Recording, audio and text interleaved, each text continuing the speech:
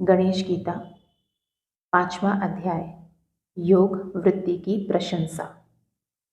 श्री गणेश जी बोले, हे राजन, जो श्रुति और स्मृति में कहे हुए कर्मों को फल की इच्छा न करके करता है, वह योगी कर्म का त्याग करने वाले योगियों से श्रेष्ठ है।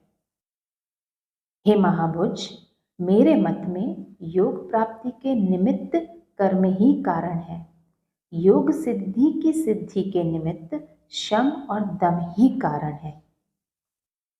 इंद्रियों के विषयों का संकल्प कर कर्म करने वाला अपना शत्रु होता है, और जो इनकी इच्छा न कर कर्म करता है, वही योगी सिद्धि को प्राप्त होता है। एकमात्र आत्मा ही आत्मा का मित्र और शत्रु है। यही ज्ञान होने से उद्धार करता है और यही अज्ञान होने से बंधन में डालता है, दूसरा कोई नहीं।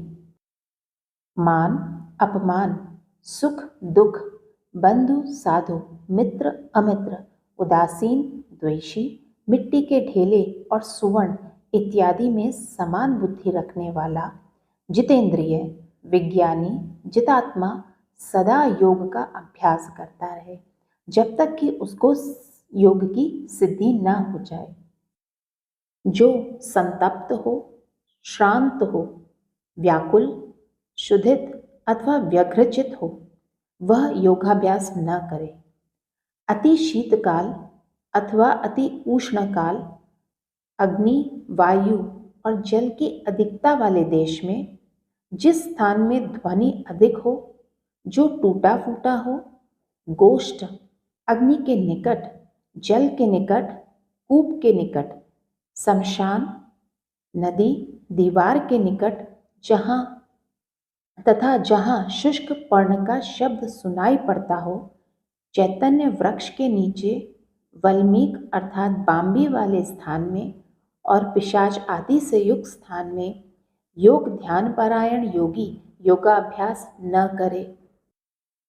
स्मृति का लोप होना, गूंगापन, बधिरता, मंदता, ज्वर, जड़ता, ये सब दोष अज्ञान से योगी को होते हैं।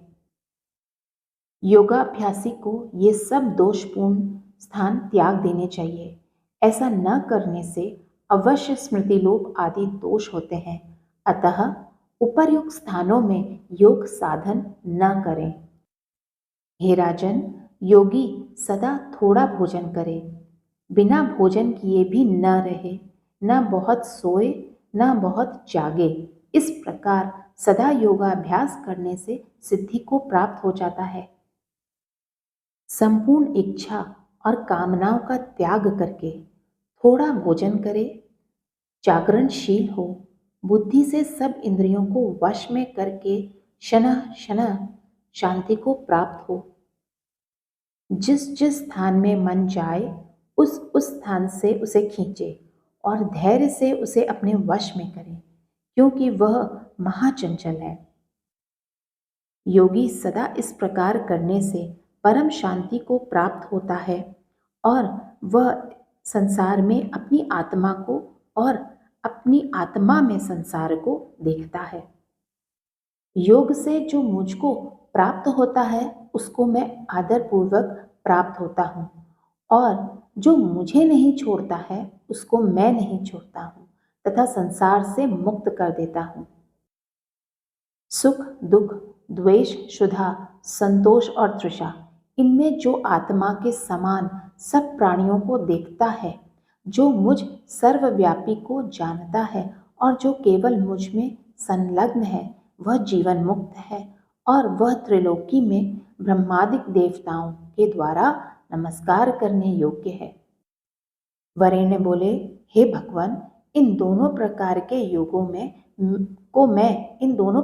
योगों को मैं महाकठिन देखता हूँ, कारण कि मन बड़ा दुष्ट और चंचल है तथा इसका निग्रह करना कठिन है। श्री गणेश जी बोले, हे राजन, जो निग्रह करने में कठिन इस मन का नियमन करता है, वह घटी यंत्र के समान घूमने वाले इस संसार चक्र से मुक्त हो जाता है। विषय रूपी अरों से यह दृढ़ चक्र बना हुआ है और कर्म रूपी कीलों से अच्छी प्रकार जड़ा हुआ है। इस प्रकार साधारण मनुष्य इसका छेदन करने में समर्थ नहीं होते। अतिशय दुख, वैराग्य, भोग में तृष्णा का त्याग, गुरु की कृपा, सत्संग, ये इस मन के जीतने के उपाय हैं। योग सिद्धि के निमित्त अभ्यास से मन को अपने वश में करें। हे वरेण्य, बिना मन के जीते योग महाकठिन है। वरेण्य बोले, हे भगवान, योग भ्रष्ट को किस लोक की प्राप्ति होती है, उसकी क्या गति होती है और क्या फल होता है। हे सर्वज्ञ, हे बुद्धि रूपी चक्र को धारण करने वाले, मेरे इस संदेह का छेदन कीजिए। श्री गणेश जी बोले, हे राजन, योग भ्रष्ट पुरुष दिव्य देह धारण कर स्वर्ग में जाते हैं। वहां उत्तम सुख भोग कर पुनः शुद्ध योगियों के कुल में जन्म लेते हैं और फिर पूर्व जन्मों के संस्कार से यह योगी होता है। कोई भी पुण्य कर्म करने वाला नरक को नहीं जाता। हे राजन, ज्ञान निष्ठा से, तप की निष्ठा से अथवा कर्म निष्ठा से जो मुझ में भक्ति करता है वह अत्यंत श्रेष्ठ योगी है। इति श्री गणेश पुराणे गजानन वरेण्य संवादे गणेश गीतायाम योग वृत्ति प्रशंसनम नाम पंचमो अध्याय। यहाँ 5वां अध्याय पूर्ण होता है। ओम श्री गणेशाय नमः।